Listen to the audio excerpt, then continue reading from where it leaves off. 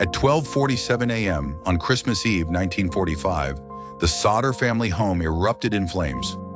5 of the 10 Sauter children were presumed dead, but no remains were found. The town of Fayetteville, West Virginia, never talked about it the same way again. The Sauters were a normal family, if peculiar in their strict values. George and Jenny Sauter had 10 children, and their home stood proudly at the edge of a hill, decorated with Christmas lights. But George, an Italian immigrant, openly criticized Mussolini, which didn't sit well with some. In the weeks before the fire, strange things happened. A visitor warned George his house would burn, and he'd be blamed. Phone lines were cut, a ladder vanished, a man watched the children, and someone tailed the older boys. Despite this, the Sauters tried to enjoy Christmas Eve.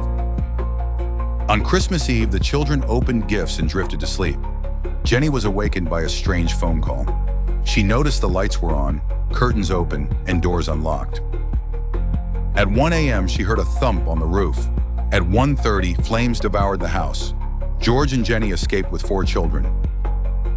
Maurice, Martha, Louis, Jenny Jr., and Betty were trapped inside, according to reports. George tried everything, but the ladder was gone, the fire truck arrived late, and the house burned in 45 minutes. By dawn, no remains were found in the ash, not even fragments. Experts said bodies should have left remains, but the fire hadn't burned hot enough to cremate.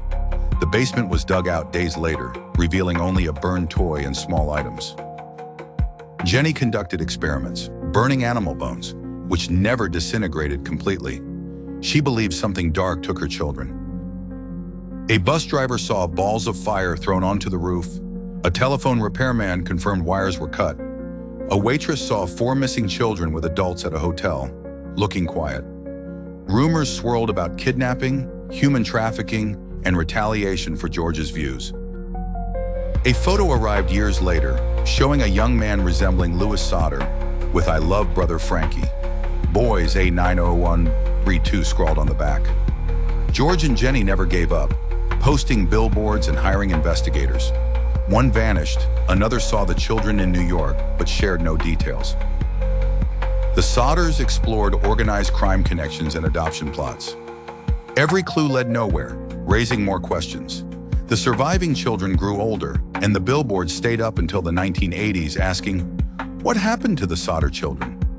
George died in 1969, Jenny in 1989. Neither George nor Jenny accepted their children died in the fire. Fayetteville moved on quietly, some believing people knew more than they let on. Others think the truth was lost in ashes, swallowed by conspiracy and time. New theories and whispers surface, asking, what if they didn't die?